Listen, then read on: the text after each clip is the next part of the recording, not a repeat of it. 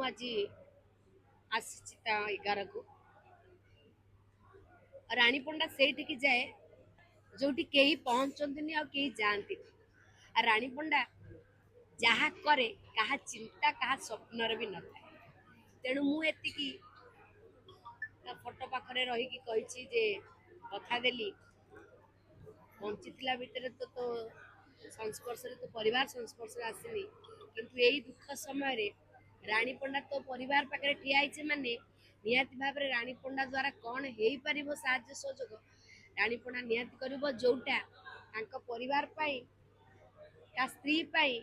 सरकार भी से चिंता करनते जहाँ मु मन भितर भावी मु कथार नुहे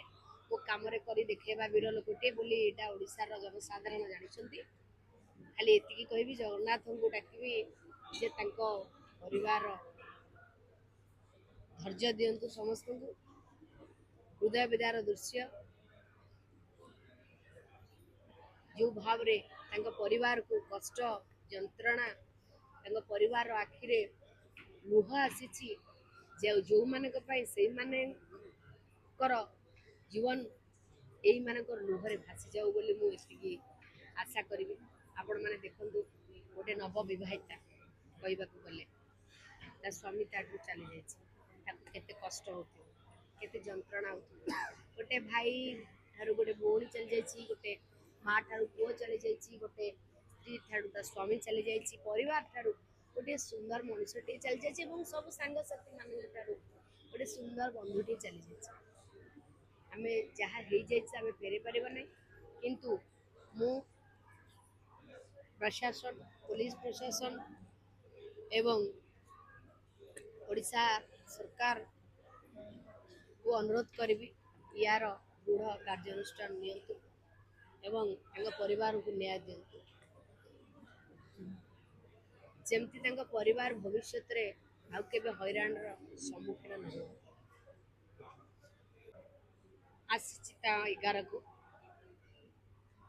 रानीपंडा से जाए जो कहीं पहुंचती आ जाती रानीपंडा जहा करे कहा चिंता कहा स्वप्न भी न था तेणु मुझे फोटो पाखरे रही कथा देली बंचीला भितर तो संस्पर्श तो परिवार संस्पर्श आसनी किंतु यही दुख समय रानीपंडा तो परिवार पाखे ठिया माने निहाती भाव में रानीपंडा द्वारा कौन हो पार साहाय्य सहयोग रानीपंडा निहाती कर जोटा परिवार पाई का स्त्री पाई सरकार भी से चिंता करनते जहाँ मु मन भितर भावी मु कथार नुहे मो कम कर देखा विरल कोटे बोली एटा ओडिशार जनसाधारण जानी खाली एति कहबी जगन्नाथ को डाकबी जे तांको परिवार धैर्य दिंतु समस्त को हृदय विदार दृश्य जो भाव रे तांको परिवार को कष्ट जंत्रणा तांको परिवार आखिरे लुह आसी जो मानक पाई से मानकर जीवन यही मानकर लुहरे भासी जाऊ बोली मु एतिकी आशा करी आपण मैंने देखु गोटे नव बहिता कहवाक गले ता स्वामी ताठू चली जाते कष्ट हो जंत्रणा हो गोटे भाई ठार गोटे भौणी चली जा गोटे माँ ठार पुओ चली जा गोटे स्त्री ठार स्वामी चली जा परिवार ठार गोटे सुंदर मनुष्यटे चली जाए सब सांगसाथी मान गोटे सुंदर बंधुटे चली जाए आम जहाँ हो फेरी पार ना किंतु